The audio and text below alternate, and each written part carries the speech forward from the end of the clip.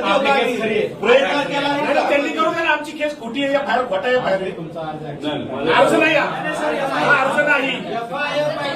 आम्हाला एफआयआर तरी द्या, नाहीतर मी खोटा एफआयआर करतो म्हणून माझ्यावर कारवाई करू. सरकारी कामात आज कळायला म्हणून करा. चला आपण सीआयडीला भेटली नाही का त्यांच्या इन्व्हेस्टिगेशन? साहेब एक महिना झाला, एक स्टेटमेंट पोलीस साहेब एक महिना झाला, एक स्टेटमेंट तरी आले सीआयडीचं. बरं आम्हाला सांगा, सीआयडी बरोबर तुम्हाला माहित नसेल कोणाला बोलवलं सीआयडी नाही. त्याचा रोहित सिंग अमेरिकेत जाऊन आला, तो दिल्लीत येऊन बसला, सीआयडी त्याला अजून नाही बोलवलं. व्हीके सिंग जो मालक आहे त्याला अजूनपर्यंत बोलवलं नाही. त्याच्याबरोबर मेंटेनन्स करणारा महाराष्ट्रात बसणारा जो त्यांचा माणूस आहे त्यालाही अजून बोलवलं नाही. सीसीटीव्ही बद्दल फक्त इथले गोळा केल्यानं त्यांनी आम्हाला कळालं. त्यानंतर तिथं जो जे 2 येणार होते कॅप्टन पायलट ते अचानक कॅन्सल झाले. का झाले त्यांना अजूनपर्यंत बोलवलं नाही, त्यांना नोटीस नाही. आणि डीजीसीच्या कोणत्या अधिकाऱ्यांनी मंजुरी दिली याला? आणि हे आमच्या लेवलला आम्हाला कळलेलं माहिती आहे. आता पब्लिकला तर काहीच माहित नाही. लोकांना माहित नाही. आम्ही घरचे असू, हे 8 तास बसतात. अधिकारी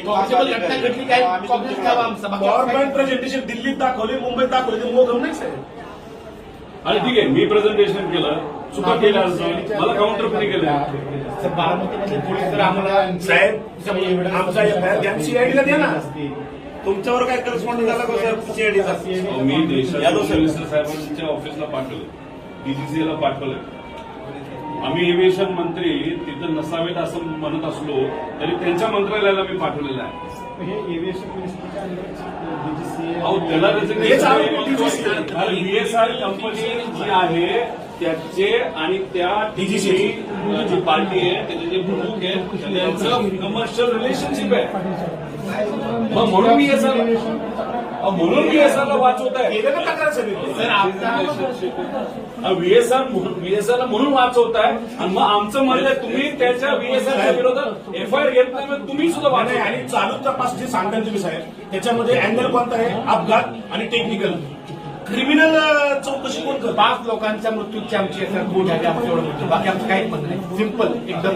5 लोक मयत झाले एका ऍक्सिडेंटमध्ये. आमची ऍक्सिडेंटची एफआयआर आणि आमची एफआयआर कुठे तपासामध्ये काही येऊ दे पुढे. नाहीतर सीआयडीला वर्ग करा. एफआयआर इन्व्हेस्टिगेशन त्याच्या फाइंडिंग झाल्यापासून गुन्हा दाखल करणार आहे. गुन्हा दाखल व्हायचा 1 महिना झाला साहेब, 1 महिना. जर दाखल त्यांनी केलंच नाही तर आम्ही काय करणार? डिस्कशन व्हायला पाहिजे. तर साहेब सीबीआय मध्ये